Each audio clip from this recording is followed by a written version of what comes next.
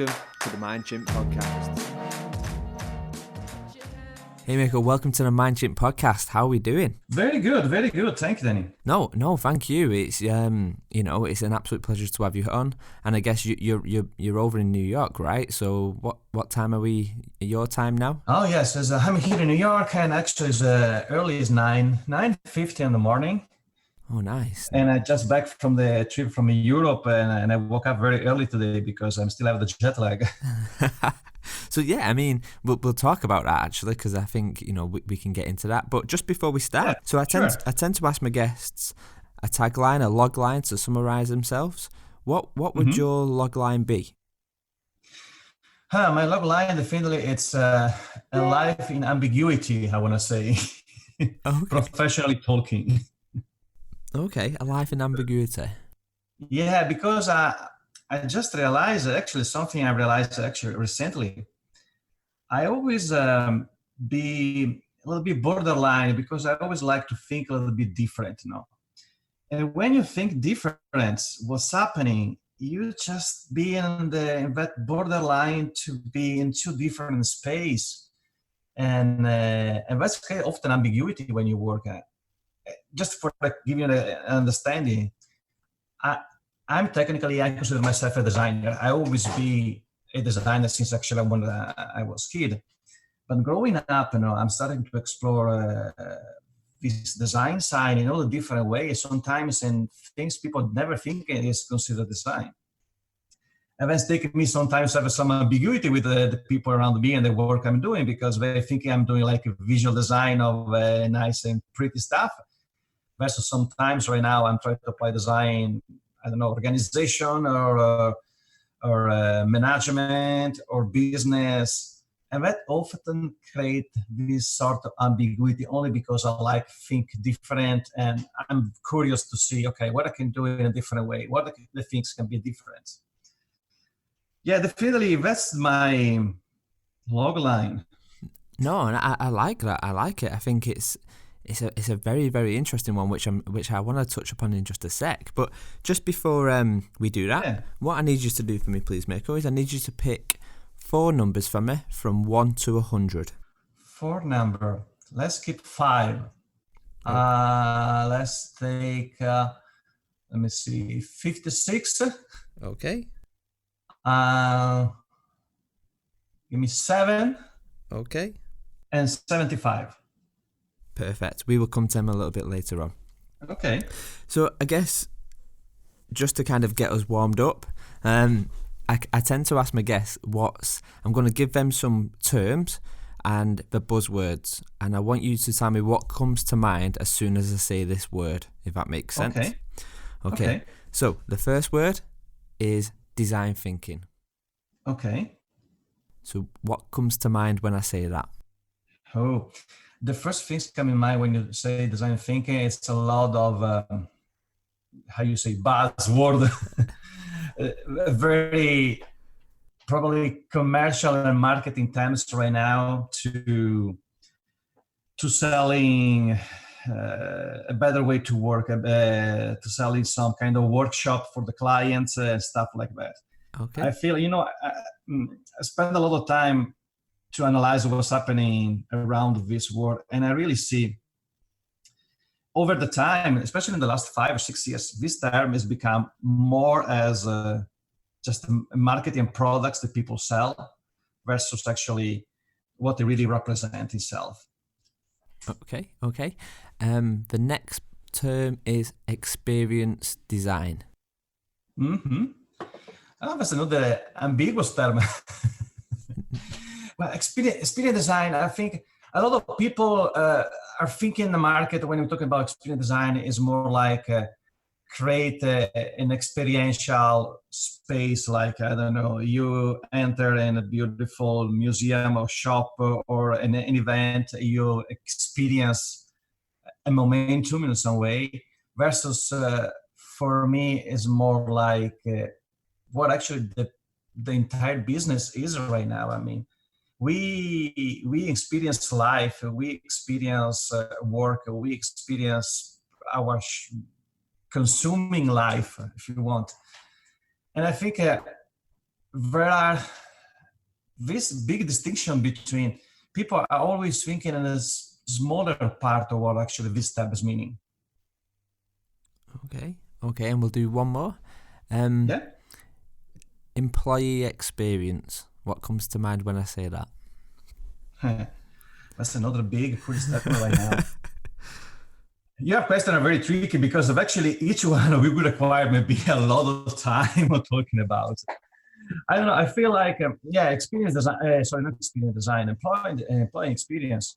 Right now, it's become one of the terms we are going to see much more often on the market. It's become always more important. But I feel it's becoming important because it's about a generational change right now in the market, in the workplace. We have a new generation joined to the companies, and they have a different mindset. They see the work more as a place where make a valuable contribution, where actually they want to make a change, they want to be part of the system of the company itself. Versus the previous generation, they see the work more like a task-oriented job. You go to work for do something. The new generation is expecting to go into work and be valuable for the business. That's changed the way they see the jobs. And because now we talk about a lot of employee experience, is because the new generation, they're expecting that. They expect an experience from the job place. And I think it's become very, very, very important because there are completely new type of expectation from the workforce. Okay. So it, I guess, kind of, we've engaged quite a bit back and forth on on LinkedIn and whatnot. But maybe for my listeners, maybe you could give us a bit of a brief tour of kind of who you are and where you've come from, and where right through to where you are right now, I guess. Sure. Let me try to be in short. I'm Italian. I grew up in Italy, and now I'm living in the United States, New York. I got married right now a few years ago here in New York. I definitely become a New Yorker. Is how I consider myself right now.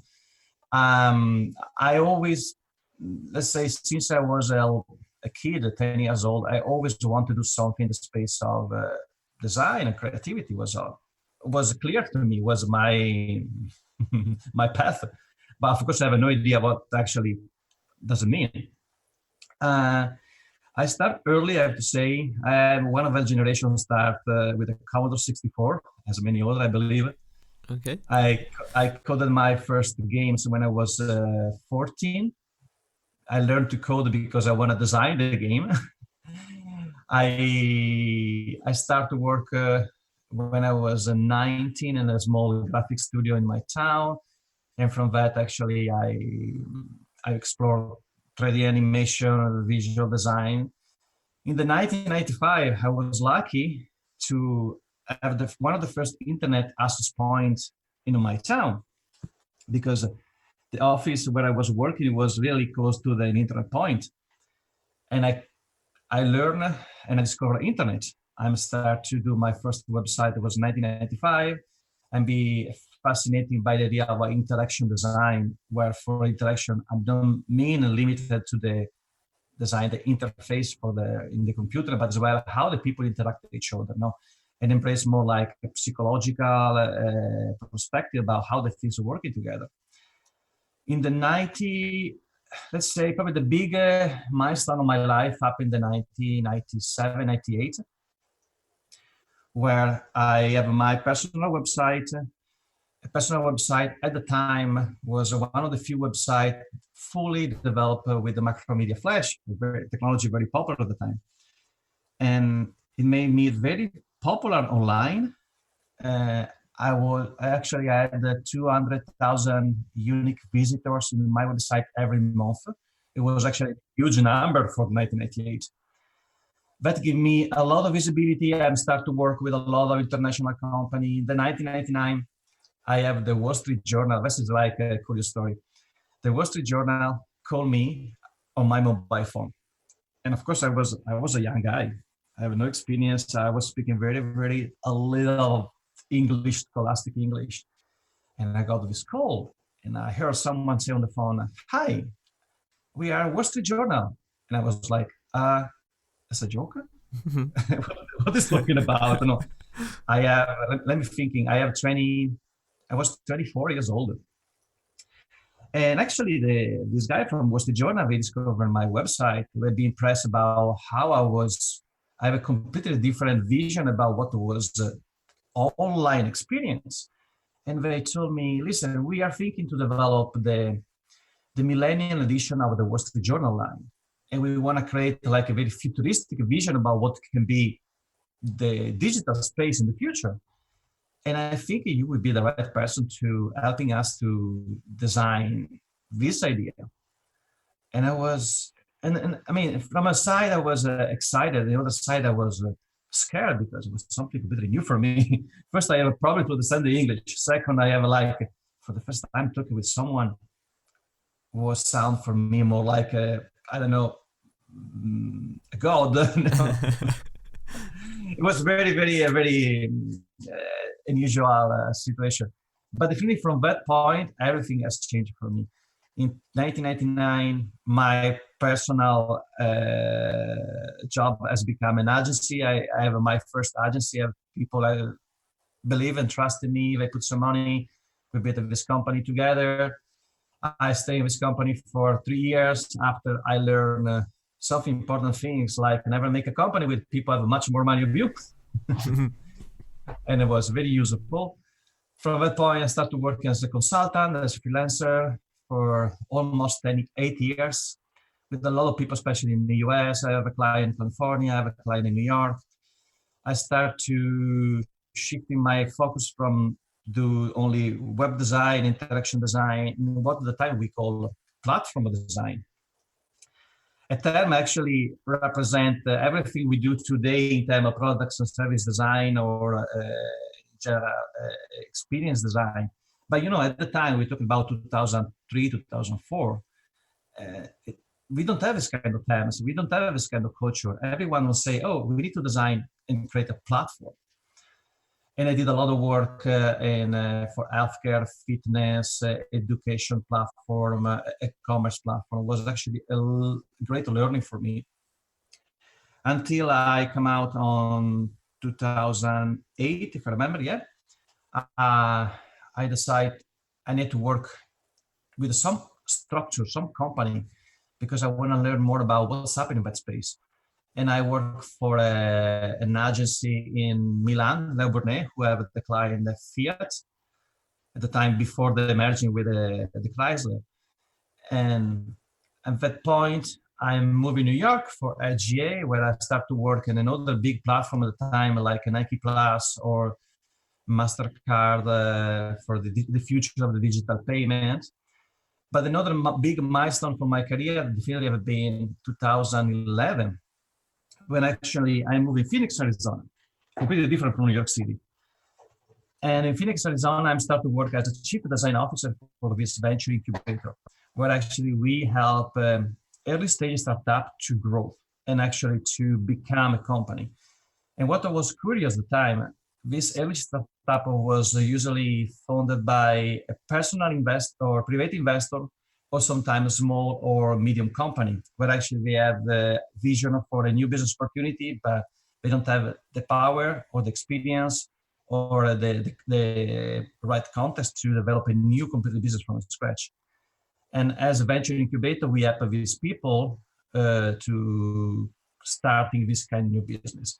And for me, it was a great because finally I have the opportunity to explore not only design in terms of shaping products and services, but as well what you need around for making the products and services become successful. I mean, what kind of impact an organization you need around, what kind of business model you need around, how you monetize, how are you planning, how you grow, how you actually engage with the audience. It was for me a great moving forward. And at that point, I realized, okay, I see a big connection between what I'm doing and this design perspective with things I usually not consider design. And I have the opportunity to move in New York in 2014 for Ogilvy. And now, Ogilvy, it's one of the iconic company in marketing and advertising and brand. As a large corporation, right now we have 40,000 people worldwide. And I say, Mirco, if you move in a company like this, you have an unbelievable opportunity to understand and explore more design in a space of complexity.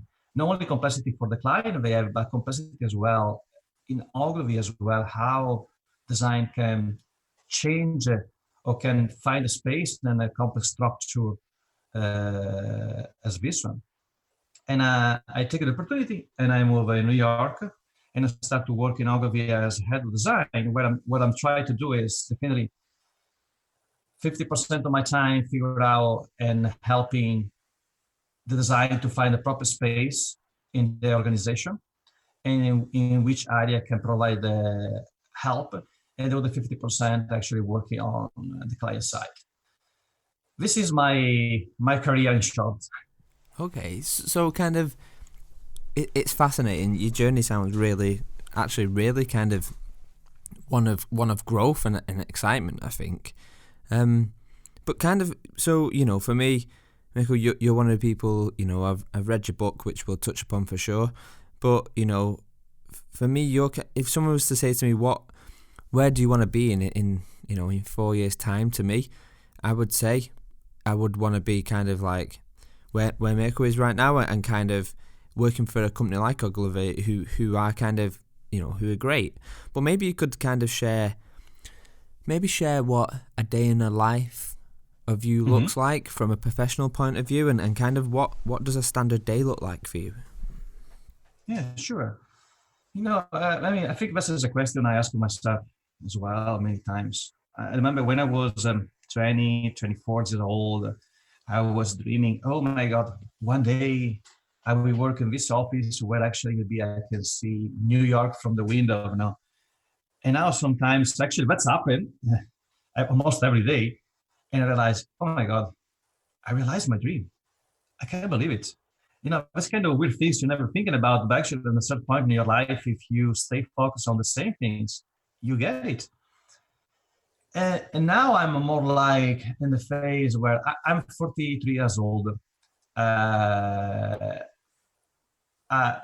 definitely reached my goal in the life, but at the same time, I don't feel to be on the final destination at all. Actually, I'm feeling like to be on the beginning of something else, but I have no idea again what is it. For sure, what I like and what I'm passionate about is I know there is always a different way to do the things. And all the time, I see people don't opening their eyes to think in that way. That made me passionate about to work on that area.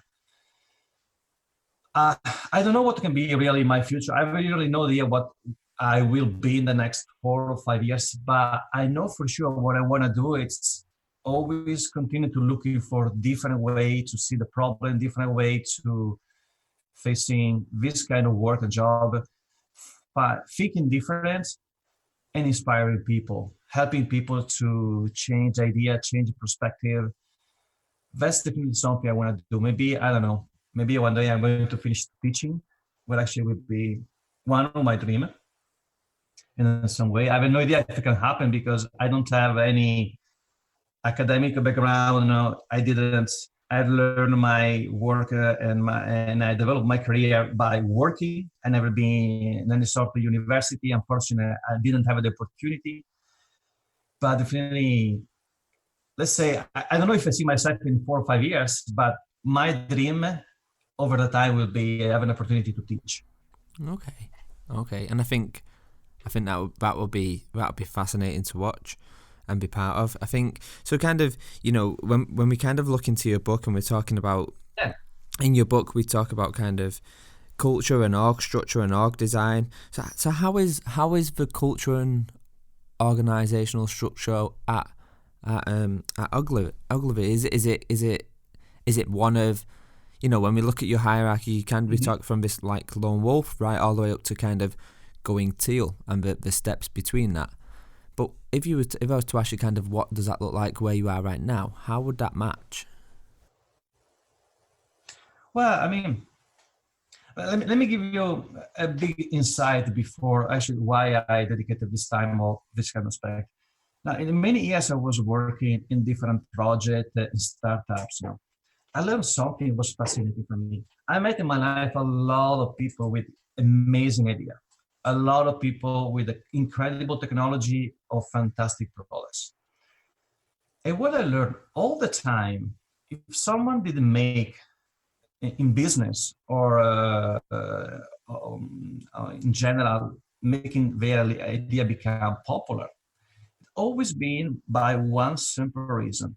They don't have the right mindset or they don't have the right organization around to make the things happen.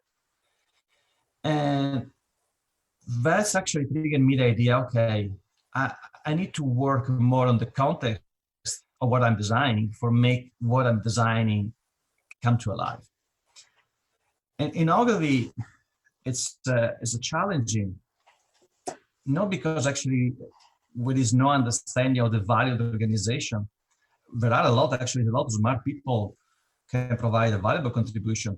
The problem is when you work in a large organization and you work with many other large companies as clients, you need to find a way to create a dialogue with this client. And each client have a completely different mindset, different assumption, different methodology, and again, organization itself. And then it's become difficult now to create a unified way of working because you need to be different often with each client you have. And that actually has become fascinating for me because you see the organization must be less as a structure, more as a fluid. You need to act more like in a living organism and less as a machine. And it's become an everyday learning, an everyday changing. It means you cannot define a method and process. You have to define a way of thinking. And by using that way of thinking every day, change your method and change your process to match the context.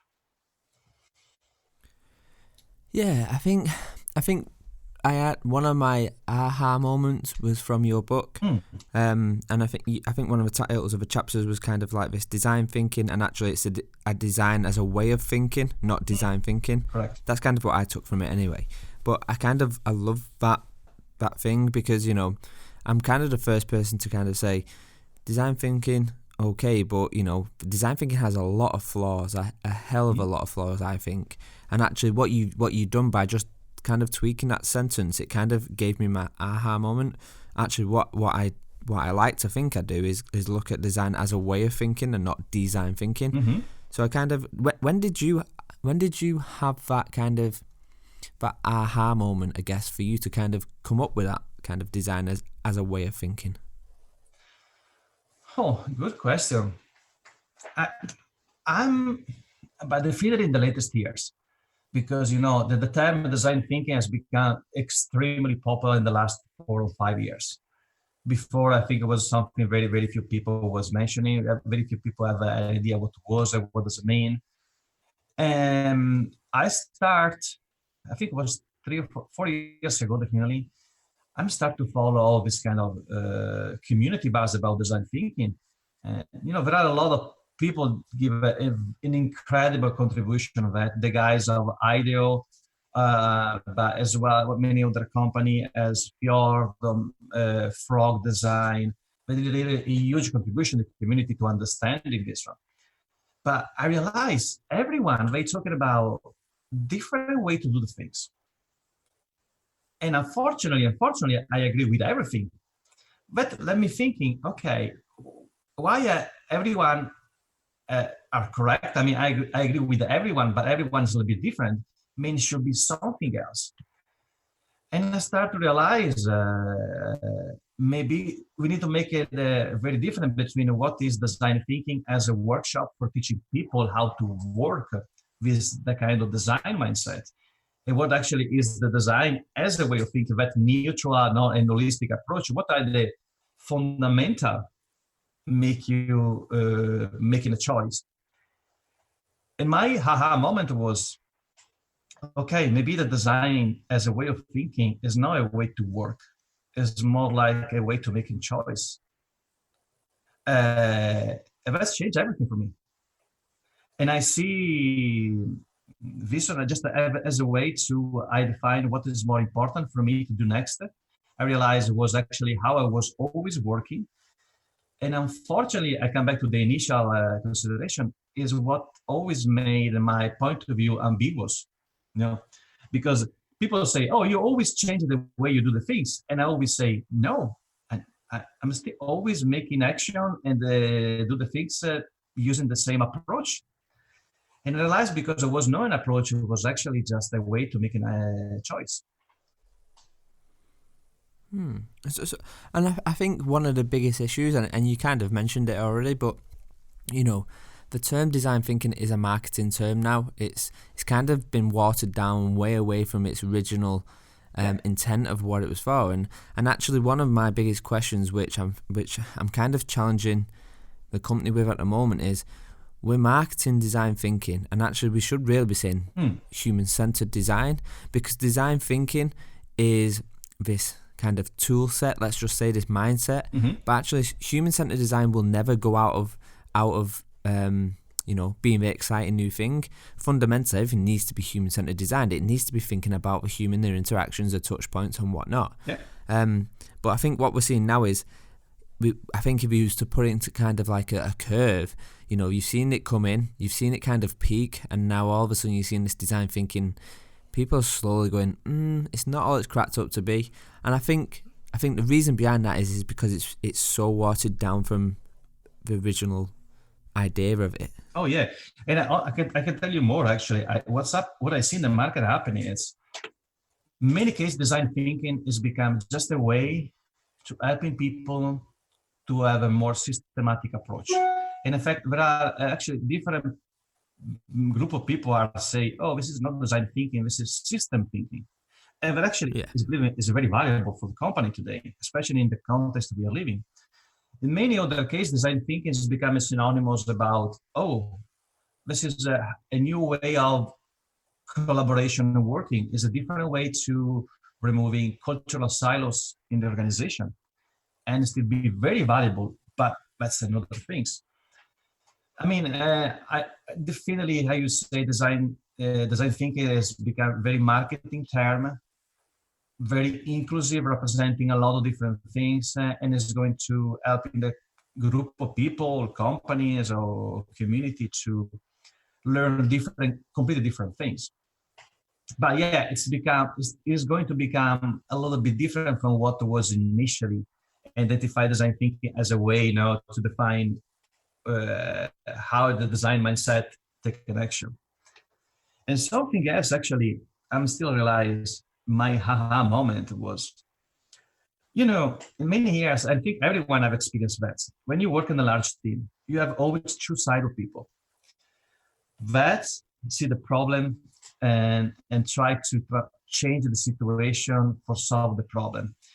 And the other side of the people are usually try to don't change the situation, but just make working the things how they are.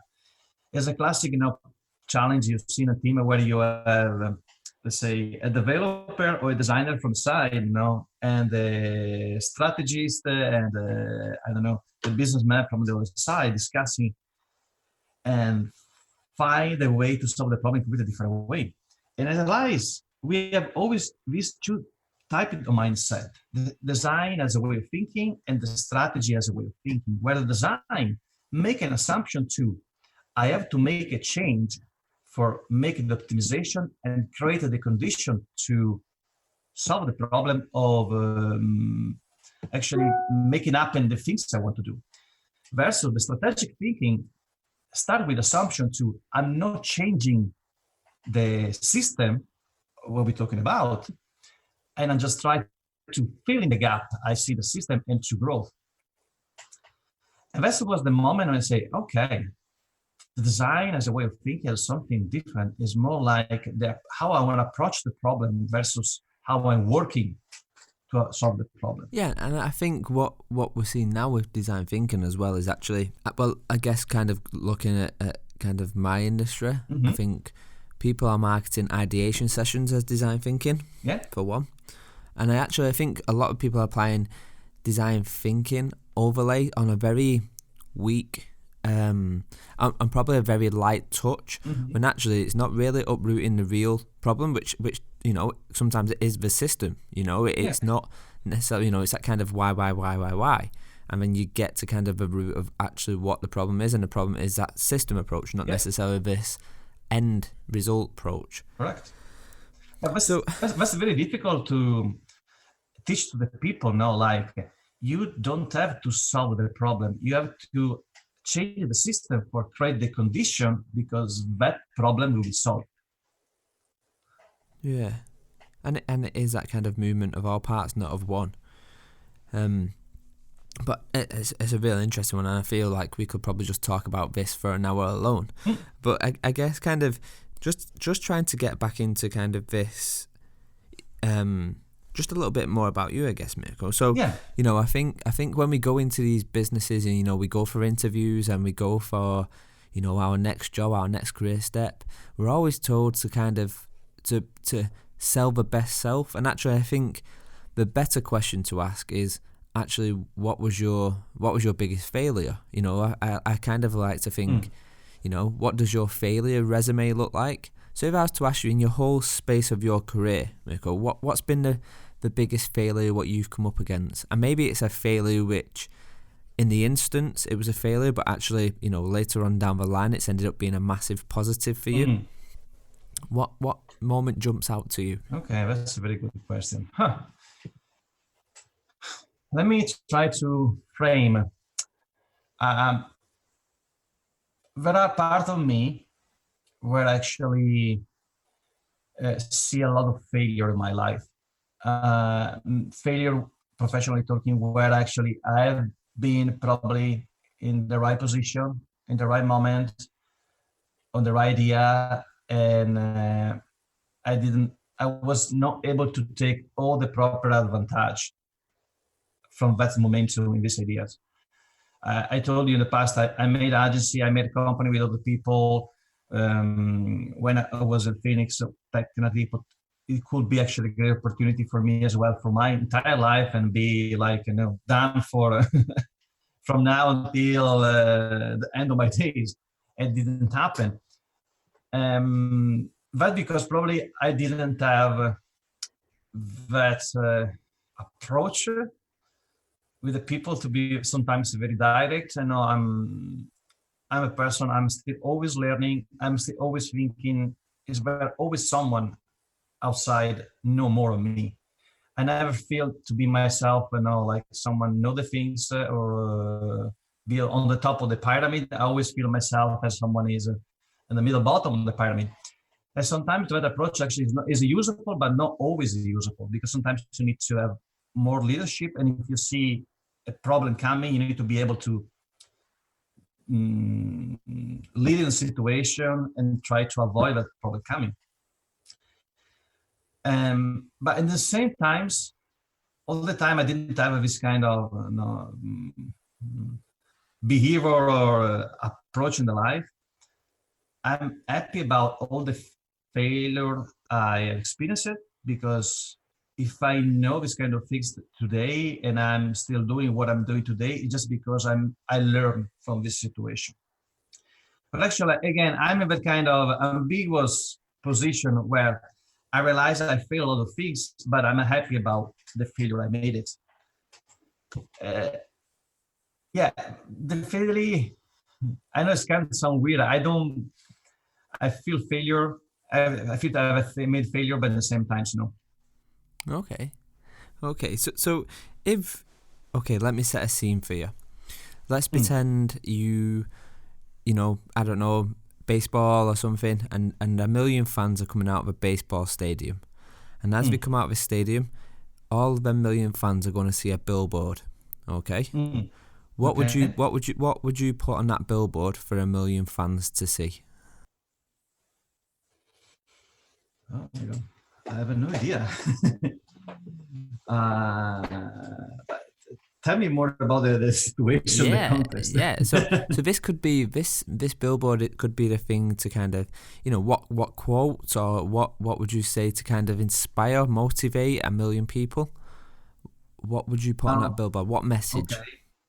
Well, definitely, I can tell you, and I'm pretty sure about that. That's my favorite question ever. What if? Okay. And I can tell you why. Actually, my wife, she always joking about that because she say, "Why you always have this kind of question? What if?" I told you, I always believe it's about a different way to do things. I always believe the things that we see always can be a little bit different. And I think asking to yourself all the time, especially when you like feel like, oh, maybe everything's going wrong, or I don't know what to do, or okay, now I don't know, I'm confused. Starting asking, what if something's different? What if maybe we lost the match, but actually this is not a loss? What if maybe I don't find a job, but maybe that's an opportunity for me to think about something I never think about. I have another opportunity to do. That is what always trigger a different way of thinking. That's what always make you realize what can be your next step forward. And I've always this idea that things can be different. The things maybe you never be right, or maybe you never be wrong. That's definitely my favorite quote or question or inspirational things. Give the people the opportunity to thinking about, is there always something different outside? Is there always different way to do things? So always people maybe are not always against you, but there are people are thinking like you. You are not alone. That for me is the most important things. Okay. A billboard with what if? Ask yourself. I like it. So if I was to ask you, if you had to give a gift of a book to 5 people, and maybe this is a book what has either changed your mindset on things or, shaped your perception on life or whatnot. But if you was to give one book as a gift to 5 people, what book would you give? It could be, I have many books, actually I like it, I love it. But probably one book actually change actually being impactful for me, definitely. It is a book, this is a story, actually, some kind of diary, on the life diary of an Italian journalist, and it's called Tiziano Terzani.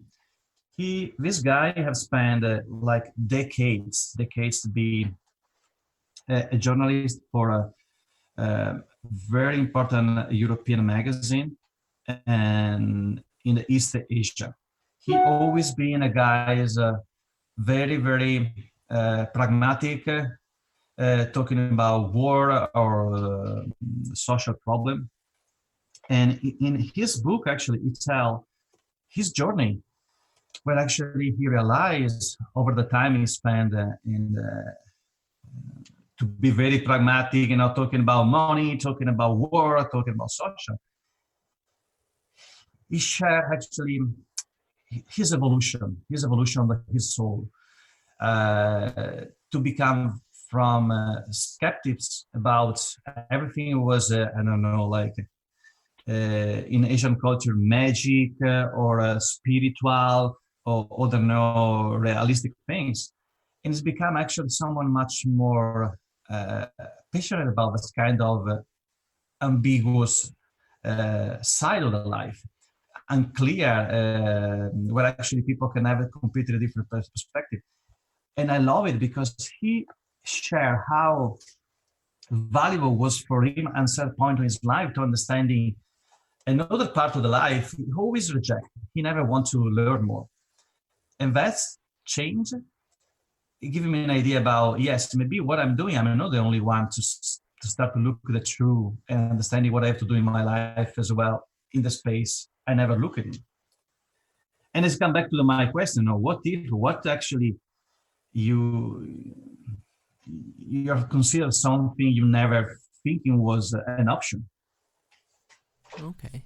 So kind of taking you back a little bit to, and this question can take you back to actually wherever, but in your whole lifespan, can you remember the very first time you ever got in trouble?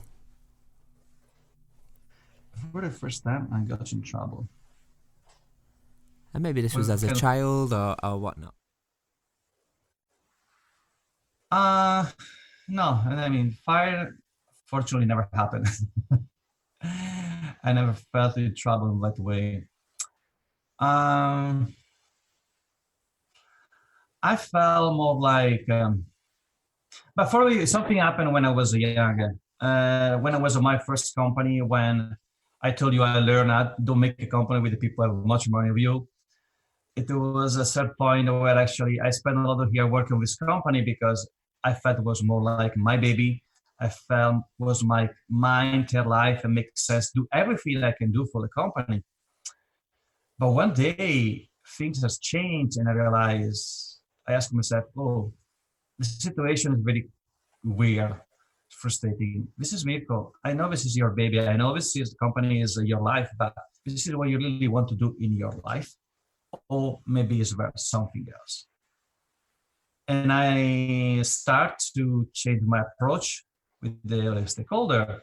And of course, that creates kind of fighting situation. And that was the problem. I mean, it was probably the first time where I felt, oh, I'm in trouble right now. I'm in trouble with something bigger than me. And that definitely was the first time. After that, I don't know. I think probably I'm feeling trouble every time I'm trying to do the things in a different way because after that, it's a fight in some way. Yeah, no. You need to figure out how to go ahead. Sometimes it's a good trouble, Yeah, no, exactly. And I think it's that inner rebel and inside you. It can be. I think we see that a lot of times, Sometimes people look at it and go, oh, he's just kind of disruptive. When actually you're doing disruption for challenge and for change. And, it can be perceived different ways. So I think it's natural to have that rebellious side, definitely. And I think it's actually a really good trait to have. Yeah, sometimes, you need to have some courage to do. I remember, I should probably now realize that one of the recent situations where I felt in trouble was a few years ago when I said, I think I have a lot of things to say and I want to share the things I wanted to say. And I'd like have an opportunity to participate in some conference like the last one I did. And I remember I started to talk with different people. I started writing article and share and see what's happening until one day the opportunities happened. And I was like, oh God, okay, it's happening. And now I'm in trouble. What I'm doing? Not in trouble for what I have to say, but just in trouble because I never used to be someone like to go in the stage and talk. I never be the kind of alpha type person. And you're in the moment that actually you get what you want, but you have to learn how you do it. It's a good kind of trouble, but it's stressful. Yeah, no, definitely, especially if you kind of not, that isn't your world. But I think we have kind of, well, we do. We have a mutual friend contact in Joe Pine. But I guess taking Joe out of it for a second, and I think we've both said the Experience Economy has been a great book for us, and I personally, speaking for me, I've took a lot from it. But yeah, maybe you could share a little bit about your take on kind of the experience economy and actually why it was important to you. Yeah, sure. But one mention about Joe Pine, because for me it was actually a great revelation. I was already working on this book, and I didn't know the existence of all the work of Joe Pine did on experience economy part now. Because of course I was working on this book and tried to define more what I learned in my life and how I see based on the experience I have in my life. Everything was around an experience offer. People were actually really focused on the type of experience. In the middle of the writing of my book, randomly I discovered of time. And I started to read his book and then read all the work he did. And it was fascinating for me because I felt, okay, maybe I'm not doing something wrong. Maybe I see something right. And I'm the only one actually believes something different. And I have a great admiration for what he did, actually, all the work he did so far. For me, I'm a big fan of what he's doing. Mm. And I was happy because I realized again what I was doing with my book was something more like complementary on his work. I was much more focused about, okay, how created the condition for deliver that kind of experienced business approach, how the organization should be organized. I took it before. Now, when I was in the startup world, I was care about not only to shape the product, but how to shape the context necessary around the product for be successful.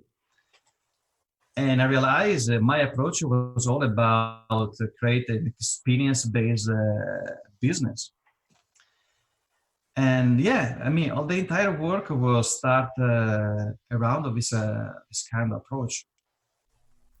So I guess for me, you know, kind of moving on to your book actually now, and for me, like I mentioned at the beginning, you know, for me it was when I read your book, I was like, finally, there's quite a decent book out. There's a decent book out there. What's about this kind of modern look at kind of thinking, this modern thinking to design and like I say, design as thinking, and actually just understanding the corporate world as well. I think the organisational structures and stuff, but kind of why did you choose? Say it again. Sorry, I lost you for a moment. Yeah, just kind of understanding why it was that you chose to write a book. Yeah, how was that for you as an experience? Yeah, I mean, it was actually random because I told you I started to sharing all my things and my ideas 2-3 years ago, writing article online on Medium, on LinkedIn. I'm starting to be part of some conference and be part of in some conference. I approach different people with brilliant ideas. And I was starting thinking, and I want to talk about this kind of characteristic later, but my superpower is see pattern. I want to talk to you later about the superpower. And all of these things I was doing, I was seeing always more often like a connection between everything. And I realized I need to understand what exactly is this connection and why does it mean. And I see between the idea of the experience economy, I see a connection with the rise of design thinking in the market. I see a connection with the rise of this approach to be agile. Everyone talking about agile is not a big buzzword. I see a rise in the problem in the market. The company has, how we talk with the millennial is a new generation. They behave in a different way. I see an incredible connection actually between the incredible business the new economy made compared to the old business. Why the new economy actually made rise so quickly? They make company turning a 1 billion company in 2 years. But actually, in the past we have incredible businesses has spent maybe 20 years to become a billion company. Why? This company was rising faster, better, more solid, and create more innovation than everybody else. What was the difference between all these kind of things? And I was writing article until at a certain point I realized, I have a narrative for connecting all these kind of things. I see a connection between all these kind of things. Maybe I can write a book and connecting and explain this kind of pattern I see between all the things. And that's how my book actually started. Last October, I started to take all this kind of content research I did and started to put all the things together. In November, December, I wrote and tried to find define a little bit the narrative for connecting everything and give everything. And I spent January and the beginning of February to do my proof review and proofreading. Thank you to the support of my wife, she is a proper American and English speaker and writer. and I published the book. It was actually a pretty fast process because it was the result of the work I did the last 3-4 years. So kind of just kind of jumping into that book, and for them who don't know the book's called Agencies and Brands in the Employee Experience. But it kind of is I think the book is fascinating for me personally. But kind of getting in, and I put the in the show notes a link to the book for people to kind of go ahead and buy that for sure. But you know, when you look at your chapters of your book, which one was the most favorite for you to write or research about? My favorite chapter, because I probably more attached about that, is probably the last part when I took more about give some indication about what can be the leadership or the management mindset in this kind of context, because I think it's talking about a lot of interesting different way to approaching the things. Okay. I'm still thinking in particular a specific chapter. Let me think of a moment.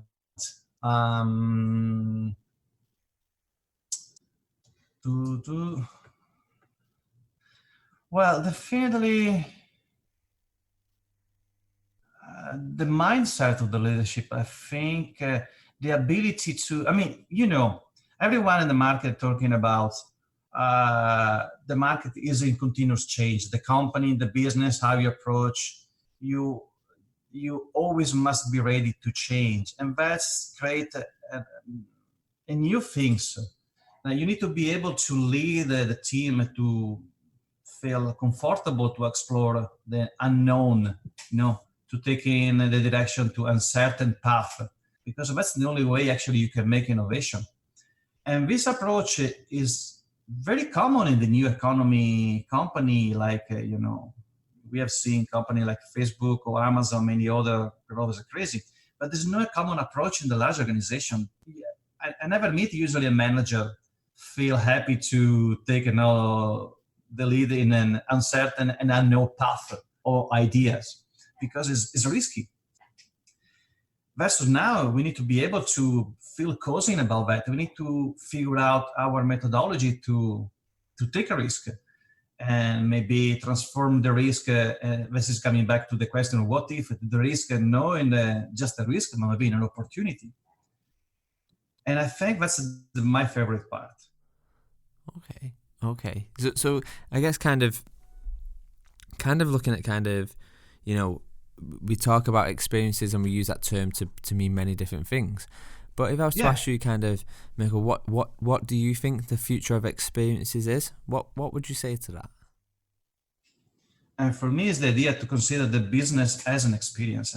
Consider the outcome and the purpose of the business as an experience, where business don't sell products, don't sell services, but products and services serve only for the purpose to deliver a specific kind of experience. And if you want a sample, I give you one very pragmatic. Thinking about Apple, everyone know Apple. Apple has been probably since Steve Jobs as back in Apple in the end in the 90s, the first company moving forward with this approach, and follow Apple many other new economic company. But if you're thinking about when Apple introduced in the beginning of 2000 the first iPod, I don't know if you remember how many critics they got it. How many people in the market say, what Apple is doing? Why Apple now is moving into the digital Walkman business? And everyone was confused. The same things happened again in the 2006, I think, when they introduced the iPhone. Again, everyone was like, what Apple is doing? Why they shift into the mobile phone industry? They want to change it. They are a computer company. Why we do a smartphone? Instead of actually, for me, what was behind the main thinking on the leadership, especially for Steve Jobs at the time in Apple, was we are selling an experience. If whatever is necessary for deliver that experience, to create the condition to deliver that experience and the value the experience provide, we are going to put on the market. and Apple, iPhone, Apple Watch, Apple TV. There's only few of the necessary products or services they need for offer that. And for me, look like that's working very well, because today, based on the survey, we can see people in general are more attached to the experience rather than the brands. That means if the experience is good, they stay with you. But if the experience is not good, doesn't matter if they love your brand, they never stay with you again. And Apple understood that, and now they have one of the huge community attached to them, not because actually they love the brand, but they love the experience that brand provide. And that's for me is a big, big change. And this is how I see the future of the business, where a business must be focused to offer an holistic experience. And whatever needed for deliver that, that's what actually they are selling the market. Yeah, so I completely agree. I think when we look at kind of this employee experience, or even the employee life cycle, actually what you're doing is it's a grand experience design broken down into macro experiences and moments, and then broken down again into kind of nano experiences. Yeah. It's a consistent, the employee experience or life cycle or whatever, it's a collection of moments what matter, and I think exactly. It's interesting to see how some companies, I guess, are kind of going with that, and some are still very, very stuck in the past. And then I guess the same question is, the people who are struggling in the past are asking the question, why can't we attract the talent? And well, you've kind of got your answer, right? No, it's a generational gap now, a shifting. We are thinking about the new generation. And I'm not talking about only the millennial. I'm talking especially coming down to the Generation Z, or actually kids now facing the college. They are a generation grow up in a reality in the world, hyper-connected. That means these people not only well understand how the system dynamics operate, and they are comfortable with that. They know how to live with the system, especially thinking about we live in an age where we live with the system around us, working with us, living with us. These people know what's the value of being able to deliver from the system and combine all the things properly together. The previous generation, no. The previous generation, they adapt to this kind of new world. They learn how to survive in this new world, but they don't know how to take advantage from this world. The new generation, yes. And that's why they are a preference, a tendency to prioritize experiences versus everything else. And in the workplace, it's the same things. They realize they don't want to do a task-oriented job, because they know that task-oriented job doesn't produce any value in the business. They want to do a job more holistic. They want to experience the workplace in a way is more similar to an experience, because that's in the way they can be part of the business. That's in the way they be able to produce value to the business itself. But how you say it's as a completely different way of thinking and working, expectation. Yeah. No, I agree, and I think it's going to be an interesting one to watch. And kind of see that transformation and that kind of that sway, because like you say, most organizations are kind of like an organism. It's kind of it's organic, right? It ebbs and flows and it moves. It's not a static thing. Exactly. It never has been. How can it be when it's got so much movement happening in and around it? Exactly. The business today must always less and less look like a machine. It must be more and more become more as a living organism. Decentralized, less structured, more aligned in the way of thinking, and be adaptable and responsive to the world. Actually, it's about something else I want to share with you. I think it's so fascinating for me. It's a very fantastic book wrote by Professor Greg Lukianoff. He's a professor of NYU in New York. And he wrote this book called The Coddling of the American Mind. where he observed what's the behavioral change in the new generation. And what he says, new generation actually, they grow up in an economic context where, yes, the price of technology compared to the past has dropped down. If you're thinking about today, everyone have a phone, a digital phone, a smartphone, because it's affordable. 20 years ago it was impossible. And on the other hand, the cost of the life, like healthcare, housing, education, food, has risen. And if for the past generation, that kind of things was affordable, and if you have a job and you make an assumption, you can have it. Today, there's no anymore. Today, the new generation, they grow up and they know having a job doesn't mean to be able to afford an healthcare, quality life, buy a house or buy good food. This is going to impact in this Generation Z in a way they are not anymore in charge of their life. They have fear. They have fear of being left missing out from the system, this kind of new system of society. And for this reason, they reflect this kind of stress and fear, and it's become evident, especially in the college right now, with a huge attention of a fact like inclusion on diversity, safety, not only physical, but as well psychological and emotional.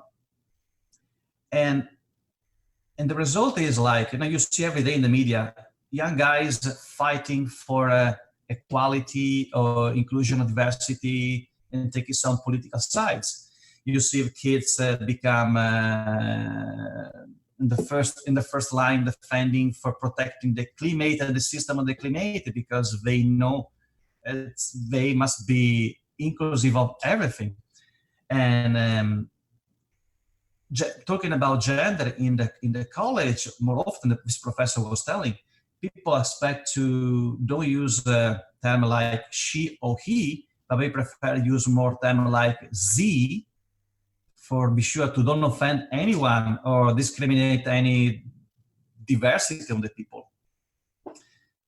That's fascinating for me, because that is going to change, have an impact in the workplace, because these people are the people who are going to be in the company in the future. It will be the future leaders of the company, where for them, the value to work is not just do something better, but is create a better, inclusive, participative workplace.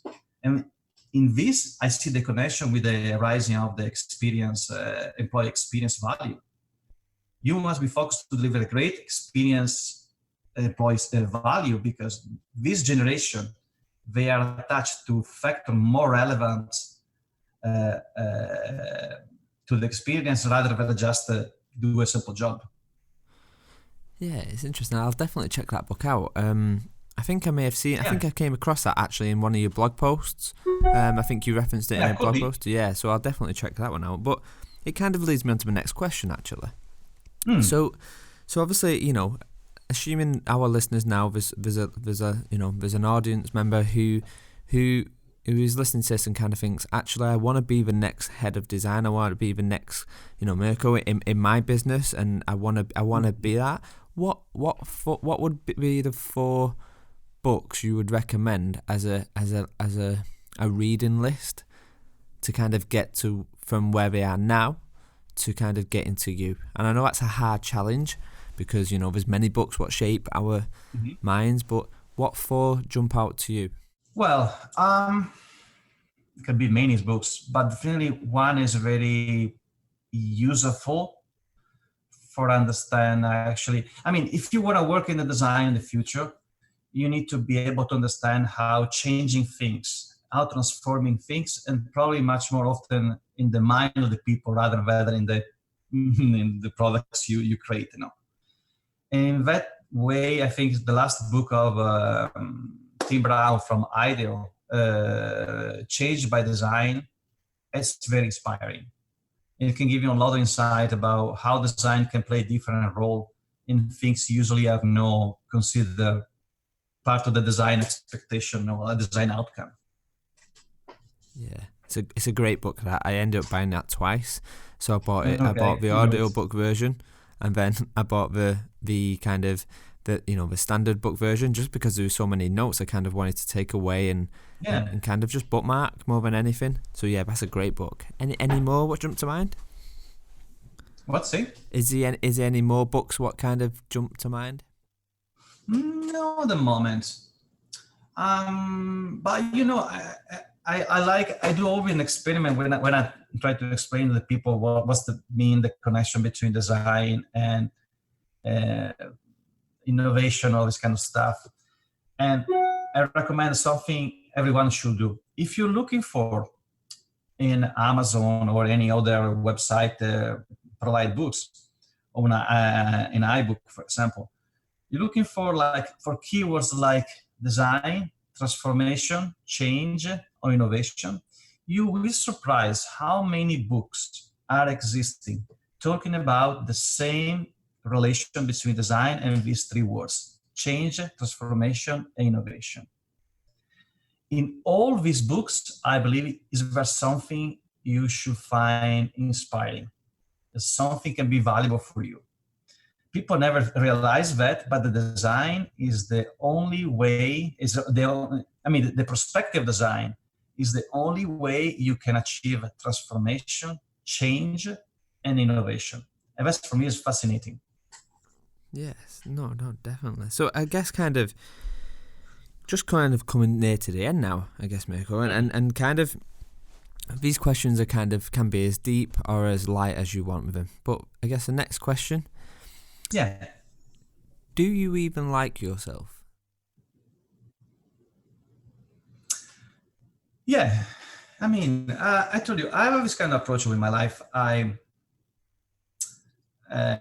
Maybe I want to do different things. I want to learn more. I want to change. I never stop in that way.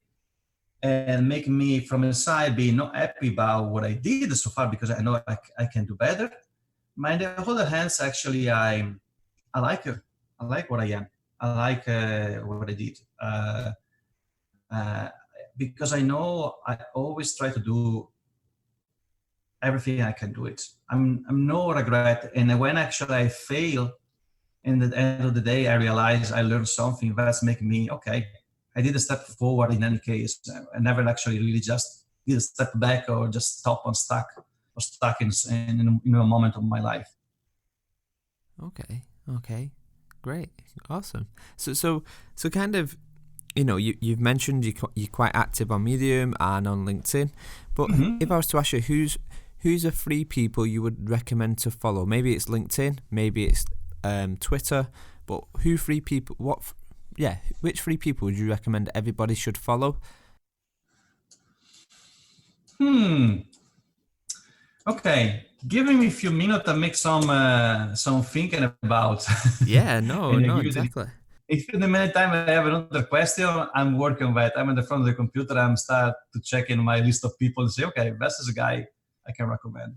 Okay, no, it's fine. So I guess, yeah, the other question then, I guess, is, when we talk about innovation, and innovation is a big buzzword, and for me sometimes innovation is about making things actually just much, much simpler than what they need to be. It's not the next shiny new device or the next, insert whatever. Sometimes it's about making things simpler. But if I was to ask you, what does innovation mean to you? What would you say to that? Well, actually, I'm very happy you asked me about this question, because I'm still thinking to start sooner or later another book and talking about innovation, because I have not a new theory, but I have my personal theory. I want to write a book and call Design, Ambiguity, and Innovation, because I truly believe innovation is always behind ambiguity. And learning how to deal with ambiguity, learning how to take in a direction of an uncertain direction, an unknown path of something. That's the only way you can make it to reach innovation. But at the same time, it's challenging, because people always say, oh, I want to do something better. I want innovation. But the moment that they realize that they have often to do like maybe a step back for do a jump forward, they don't want it anymore. And that's how 90% of the cases innovation die. I'm fascinated about that. I want to try to write something around that, because design as a way of thinking is a way of thinking shaped around the idea to exploring uncertain path. And that's why if you'll be able to apply design as a way of thinking to making choice, safe choice, measurable, and at that point comfortable in the business environment, you can take a lead into an uncertain path, into ambiguity, where you know is going to lead to the innovation in the organization. That's actually what is now fascinating about me. And to closing, I always say, unfortunately, innovation is always in a place is never designed yet. That's why people have struggled to figure out where and what is the innovation itself. Okay, I like that. I like it. It sounds like a good title for a book as well, for sure. Yeah, I'm trying to collect now some ideas, and I need to sometimes me too to figure out how I can explain properly in a simple way and in a valuable way these kind of things, because I'd like to just create like sort of a guide to say, okay, it's cool, how we do it, because at the end of the day you need to give a valuable help to the people now. Yeah, no, exactly. And I think kind of bringing that back into the corporate context as well, I guess, we see this a lot of time about this, with great diversity comes great innovation, because it's greater broad of ideas, and without this diversity and inclusion, actually it limits the innovation, later on down the line. Yeah. So I think there's definitely a bridge from there to kind of this corporate diversity, and kind of going back to the book which you mentioned around, he or she, and actually there's probably a bridge there, just connecting some dots out loud, I guess. So kind of, yeah, I mean, right at the beginning of the start of this podcast, I kind of, it's interesting when we get talking about what, developing and ideas and shaping and what shaped you. But if I was to ask you, we never stop growing and we're always developing. Mm-hmm. If I was to ask you now, Mirco, what do you want to be when you grow up? What would your answer be? I think I told you something similar in the beginning. When I was kid, definitely, I was thinking I want to do everything can be impactful. Everything can, in some way, change the world. I want to be a designer. I was always thinking about to be something like that without a very clear idea what design actually we represent itself as a term. But today, definitely, I told you, if I see myself when I grow up, I would love have an opportunity to teach or in some way inspire people to think different, to think about always different way to do the things, and exploring this kind of do the things in different way. Awesome. Okay. So have you got some names for us for people who to follow? Yes, I have someone. Let me check. I'm gonna give you as well the right maybe connection on the social media to follow. Okay, one is definitely someone I'm started to follow in the last 2-3 years, and I'm a big fan of him. He's not a designer. Is actually a marketing professor of NYU here in New York, and his name is Scott Galloway. I like it because he's not a traditional marketing person. He has an incredible soul. It's a very provocative in a way. He's going to talk in and presenting his idea, and he's a great and fascinating man to follow. Scott Galloway. You can follow him on Twitter. He's very active on Twitter. You can see many presentations in YouTube. He wrote a lot of books. That's definitely someone I recommend. Okay. And someone else definitely is someone else. Actually, I'm discovering the latest year is Don Norman. Okay, yeah, done. Yeah, as one who actually be focused on the idea of the user-centered design. And I like him as well because he's controversial. He's not a controversial person. Someone always try to be think in a different way compared to how the entire market is thinking about. Yeah, his book is great. The Design of Everyday Things. Have you read that one, Mirco? Yeah, exactly. Such a good That's book. a good book. So I guess kind of coming to an end now, and before we end, right at the start of the kind of podcast, I asked you to pick 4 numbers. Yeah. Okay, these numbers attaliate to a list of random items I have on my phone. Now, the story is you're on a desert island and you find these 4 items, and you picked a candle, a lampshade, a ice cube, and some lipstick. So, you're on a desert island. What do you do with these 4 items? Okay, I missed the first one. The first one was? A candle. A candle. Sound like I can... and I'm in the insulate island? Yep, desert island. Okay. I hope it's like a sort of Caribbean island. Because at this point I can organize on a sunset. I can use the candle for create a atmosphere. I can actually use the ice cube for make a coconut milk drink. Okay. For the sunset. I can use the lipstick for shaping a face on the lampshade. Okay. As to simulate like someone else with me and having a very romantic drink on the sunset in the island. I love it. You're creative genius. So coming to the end, where can people keep up to date with what you're doing, and where can we find your book? Well, my book is right now in Amazon. And I think Thank You Amazon is available almost everywhere. And it should be available as well on iTunes as ebook. You can find myself in Medium.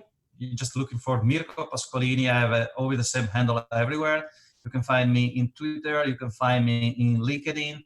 I always try to share a lot of things because one of the things I believe is sharing. It's the most important things for evolving. I'm not fear to share what I learn because it's the only way I have feedback and I can open conversation with the others and learn myself as well again. And yeah, I always like to meet people and I'm open to everyone to reach me. Awesome. Well, Mirco, it's been an absolute pleasure. And yeah, thank you for joining the show. Thank you very much, and I love talking with you, and I really appreciate all actually your point of view and feedback you're giving me about the things I did. No, it's fantastic. It's awesome. Well, you enjoy the rest of your day there, Mirco, and thanks again. Thank you very much. You too. Thanks. Bye-bye. Thank you. Bye.